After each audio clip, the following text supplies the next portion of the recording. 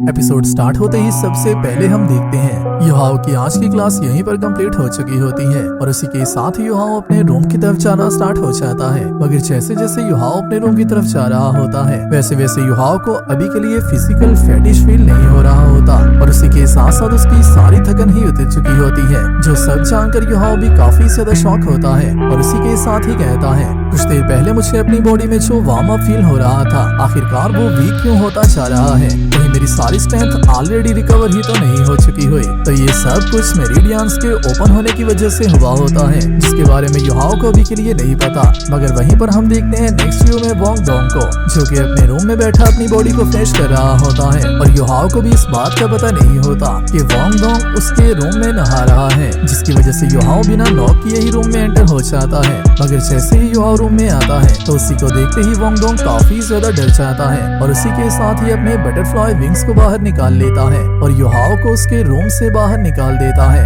मगर यहाँ पर अगर आप लोग एक पॉइंट को नोट करो तो वोंग डोंग जो के नहा रहा था डेफिनेटली वो बिना कपड़ों के ही नहा रहा होगा, बट जो इंसान युहाओ को उसके रूम से बाहर धक्का देकर निकालता है उसने अपना यूनिफॉर्म ऐसे ही वियर किया होता है, जहाँ से मुझे समझ ही नहीं थी आ रही कि युहाओ को रूम में से बाहर किसने निकाला है या फिर क्या ये स्टूडियो की कोई मिस्टेक है। बट जैसे ही युहाओ रूम से बाहर आ जाता है तो वोंग डोंग अपने रूम का डोर भी लॉक कर लेता है और इसी के साथ ही युहाओ से कहता है क्या तुम अंदर आने से पहले डोर को नॉक नहीं कर सकते, जिस पर युहाओ अपने माइंड में ये सोचने लगता है आखिरकार मुझे अभी के लिए भी अपोलोजाइज क्यों करना होगा, क्या तुम दोबारा से मेरे साथ फाइट तो नहीं करना चाहते। मगर ये कहते ही युहाओ वोंग डोंग के साथ बिना कोई ज्यादा बहस किए अपने क्वार्टर से बाहर आ जाता है, जहाँ वर्तांगिया युहाओ का वेट कर रही होती है और उसी के साथ ही युहाओ का कान पकड़ते ही उससे कहती है क्या तुमने मेरे साथ आज के दिन यहाँ पर शाम के टाइम मिलने का प्रॉमिस नहीं था किया, तो आखिरकार तुम इतना लेट क्यों आ रहे हो। जिसके साथ ही तांगिया युहाओ को बिना कुछ बताए उसे अपने साथ ले जाती है, जहाँ पर युहाओ रास्ते में उससे पूछता तो रहता है आखिरकार हम लोग कहाँ पर जाने वाले हैं और हम लोग क्या करने वाले हैं, मगर तांगिया उससे कुछ भी नहीं बताती और उसी के साथ ही उसे लेकर एक और प्लेस पर आ जाती है, जहाँ पर एक बड़ी सी ट्रॉली मौजूद होती है जिसके ऊपर रेड कारपेट होता है। जिसके ऊपर आते ही जैसे ही तांगिया उसके कपड़े को उठाती है तो उसे देखते ही युहाओ काफी ज्यादा शॉक रह जाता है, क्योंकि ये ग्रिल फिश बनाने के लिए एक ट्रॉली होती है जो कि तांगिया का युहाओ के लिए गिफ्ट होता है। जिसके साथ ही तांगिया युहाओ को बताती है तुम्हारी ग्रिल फिश को बनाने की टेक्निक को देखा जाए तो तुम्हारे लिए अपनी पॉकेट मनी अपने लिए खुद अर्न करना कोई भी मुश्किल काम नहीं होने वाला, तो फिर अभी के लिए हम लोग इसे ट्राई ही क्यों नहीं करते। जिसके साथ ही तांगिया और युहाओ अपनी ग्रिल फिश कार्ट को लेकर अकेडमी के बाजार में आ जाते हैं जो कि फूड स्ट्रीट होती है और यहाँ पर और भी काफी ज्यादा लोग अपना अपना बिजनेस कर रहे होते हैं, जिनमें से शायद से कुछ लोग स्टूडेंट्स भी होंगे और वहीं पर कुछ लोग टीचर्स भी होंगे और यहाँ पर काफी ज्यादा स्टूडेंट्स शाम के टाइम खाना खाने के लिए और फ्रेश होने के लिए आते हैं, जहाँ पर आल्सो युहाओ भी अपनी ग्रिल फिश को तैयार करना स्टार्ट कर देता है और वहीं पर तांगिया उसकी ग्रिल फिश के तैयार होने का वेट कर रही होती है और उसी के साथ ही युहाओ से कहती है तुम्हारी स्पिरिचुअल आइज के प्रिसाइज कंट्रोल के साथ तुम इस फिश को ग्रिल करते हुए टेम्परेचर का बहुत ही अच्छे से ख्याल रख सकते हो और इस फिश के बाकी सारे इंग्रेडिएंट्स को भी बहुत अच्छे से मैनेज कर सकते हो। हमारे कैफेटेरिया में मौजूद आंट लेन जो कि आल्सो फिश सेल करती हैं, वो एक कॉपर कॉइन की एक फिश सेल करती हैं, मगर अगर वहीं पर तुम्हारी टेक्निक को देखा जाए तो हमारे लिए इस फिश को 5 कॉपर कॉइन्स के लिए सेल करना भी कोई बड़ी बात नहीं होगी और उसी के साथ साथ ये सारा इक्विपमेंट जो कि मैंने तुम्हें ला कर दिया है इसे तुम मेरी तरफ से एक गिफ्ट समझ सकते हो। जिसके साथ ही युहाओ तांगिया से पूछता है कि सीनियर बाई बाई किधर है, जिस पर तांगिया उससे कहती है इस तरह के कामों में बाई बाई का शामिल होना कोई भी जरूरी बात नहीं है और इसी के साथ साथ तुम्हें अभी के लिए अपनी फिशेस को ग्रिल करने के लिए फोकस करना चाहिए, जिसमें मैं तुम्हारी हेल्प करती हूँ। और इसी के साथ ही ये दोनों अपनी फिशेस को ग्रिल करने के बाद उन्हें सेल पर लगा देते हैं, जिनमें पर फिश की प्राइस 5 कॉपर कॉइन्स होती है। जिन सारी ग्रिल फिशेस को लेकर तांगिया सब लोगों को उन्हें सेल करने के लिए आगे बढ़ती है, मगर तांगिया से कोई भी उन फिशेस को नहीं ले रहा होता। जिसके बाद तांगिया तंग आकर आखिरकार इसकी प्राइस 4 कॉपर कॉइन कर देती है, मगर इसके बाद भी कोई भी उससे ये फिश नहीं लेता। जिसके बाद 3 copper coins, 2 copper coins, even के 1 कॉपर कॉइन करने के बाद भी कोई भी इस फिश को नहीं लेता।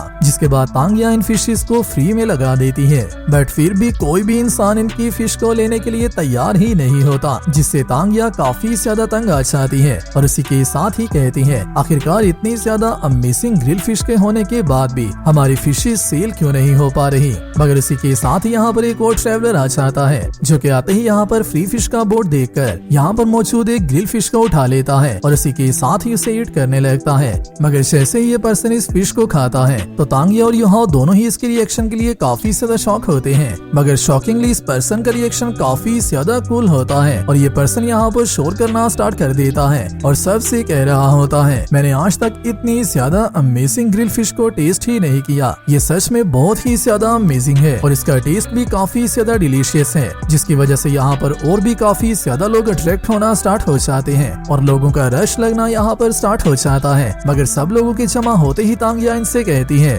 हमारा फ्री मील अभी के लिए ओवर हो चुका है और अभी के लिए हर फिश तुम सबको 1 कॉपर कॉइन में मिलने वाली है। मगर लोग इसे फिर भी लेना स्टार्ट कर देते हैं और जैसे ही लोग इसे खाते जा रहे होते हैं और कस्टमर्स की तादाद इंक्रीज होती जा रही होती है, वैसे वैसे तांगिया इस प्राइस को वापस इंक्रीज करना स्टार्ट कर देती है, जो कि 2 copper coins, 3 copper coins, 4 copper coins और इवन 5 कॉपर कॉइन्स पर वापस पहुंच जाती है। और तांगिया को भी जब के मनी की काफी ज्यादा जरूरत है तो वह इस मनी को आता देखकर काफी ज्यादा मिस हो रही होती है। मगर उसी के साथ ही यहाँ पर एंट्री होती है सेकंड रैबिट गॉडेस की, जिसका नाम जियांग नैनन है। इसकी सारी डिटेल्स आपको इंट्रोडक्शन वीडियोस में मिल जाएंगी, जो कि मैंने ऑलरेडी अपलोड कर दी हुई हैं। तो जैसे ही जियांग नैनन यहाँ पर आती है तो इसकी ब्यूटी को देखकर सारे लोग ही शॉक रह जाते हैं और उसी के साथ ही एक स्टूडेंट कहता है, यह हमारी आउटर एकेडमी की सबसे ज्यादा ब्यूटीफुल वुमेन जियांग नानान है। जिसके साथ ही जियांग नानान सीधी युहाओ के कार्ड पर आ जाती है और आते ही कहती है, तुम इस ग्रिल फिश को कितने पैसों में सेल कर रहे हो। जो सुनते युहाओ उससे कहता है, मैं 5 कॉपर कॉइन्स में पर फिश को सेल कर रहा हूँ। जिसके साथ ही जियांग नानान कहती है, मगर तुम्हारा ये रेट काफी ज्यादा एक्सपेंसिव है। अगर तो तुम्हारी सारी मैन्युफैक्चरिंग प्रोसेस को देखा जाए तो तुम्हारे लिए 3 ब्रॉन्ज कॉइन्स भी लेना ऑलरेडी काफी ज्यादा मिसिंग है।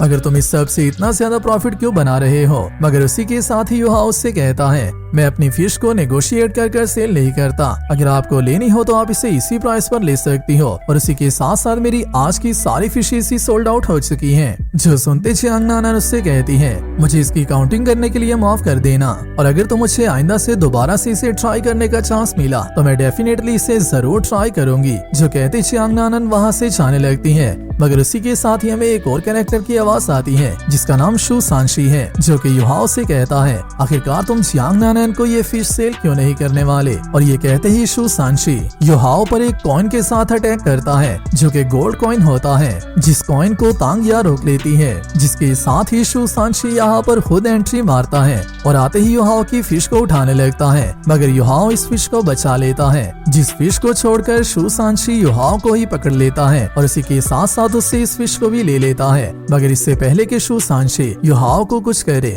बाई बाई की यहाँ पर एंट्री हो चुकी होती है, जो कि युहाओ को बचाने के लिए यहाँ पर आता है। जिससे बचने के लिए शू सांशी युहाओ को छोड़कर बाई बाई के अटैक को रोकने लगता है। जिसके साथ जैसे ये दोनों फाइट करना रोक देते हैं तो उसी के साथ ही तांगिया युहाओ को होल्ड करती है और उसी के साथ ही शू सांशी से कहती है, आखिरकार तुम्हारी तांग्स क्लैन के लोगों को बुली करने की जरूरत कैसे हुई। जो कहते ही तांगिया शू सांशी पर अपने नीडल्स का यूज करते हुए अटैक कर देती है, जिनमें से काफी ज्यादा नीडल्स को तो वो डॉज कर लेता है। मगर एक नीडल जाकर शू सांशी की बॉडी में लग जाती है। जिसके साथ ही शू सांशी कहता है, तांगिया ऐसा मत सोचना कि मैं तुम्हें हिट नहीं कर सकता, तुम सिर्फ गर्ल हो जिसकी वजह से मैं तुम्हें कुछ भी नहीं कह रहा। मगर उसी के साथ ही बाई बाई उससे कहता है, शू सांशी तुमने मेरे जूनियर को बुली करने की कोशिश कैसे की है। तुम्हें आज के दिन के सारे मैटर की एक्सप्लेनेशन मुझे यहीं पर देना होगी और अगर तुम ऐसा नहीं करते तो फिर हम दोनों को स्पिरिट अरीना हॉल में जाकर वहाँ पर एक दूसरे के साथ मैच रखना चाहिए। जो सुनते युहाओ काफी शौक होता है। मगर इसी के साथ ही शू सांशी युहाओ को देखते ही कहता है, क्या ये तुम्हारा जूनियर है। मुझे इससे कोई भी फर्क नहीं पड़ता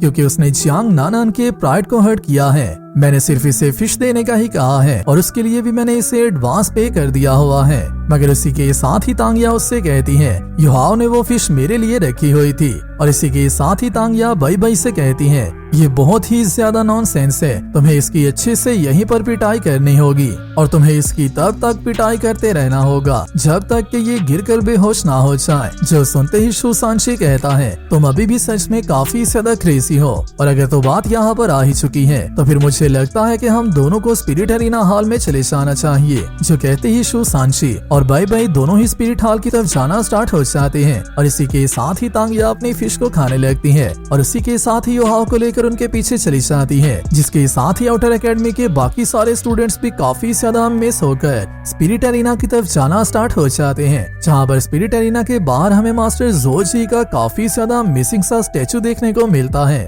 और इसी के साथ ही साथ अरीना हॉल के अंदर इंपेरियल पैलेस के वर्दी नाइट्स के स्टैचू मौजूद होते हैं, जिसके साथ ही जैसे ये सब लोग अरीना हॉल में आ जाते हैं तो यहाँ पर स्टूडेंट्स की काफी बड़ी तादाद इन दोनों को चीयर करने के लिए पहुंच चुकी होती है, जो कि सारे ही शू सांची और बाई बाई के मैच को देखने के लिए यहाँ पर आए होते हैं। जिसके साथ ही युहाओ तांगिया से पूछता है आखिरकार यहाँ पर इतने ज्यादा लोग जमा क्यों हुए हैं, जिस पर तांगिया उससे बताती है बाई बाई और शू सांची दोनों ही काफी ज्यादा अमेजिंग स्टूडेंट हैं। एक के पास आउटर एकेडमी में सबसे ज्यादा अमेजिंग रेड गार्डियन स्पिरिट मौजूद है और सेकंड के पास आउटर एकेडमी में सबसे ज्यादा अमेजिंग डिफेंस गार्डियन स्पिरिट मौजूद है, जिसकी वजह से ही काफी ज्यादा लोग इनका मैच देखने के लिए क्रेजी हैं। जिसके साथ ही हमारा पार्ट 1 यहीं पर कंप्लीट होता है। वीडियो अच्छी लगी है वीडियो को लाइक कर दो और नेक्स्ट आने वाली वीडियो के लिए चैनल को सब्सक्राइब लाजमी कर लेना। मैं मिलता हूँ आप सबसे नेक्स्ट वीडियो में, तब तक अपना और अपने प्यारों का ख्याल रखियो।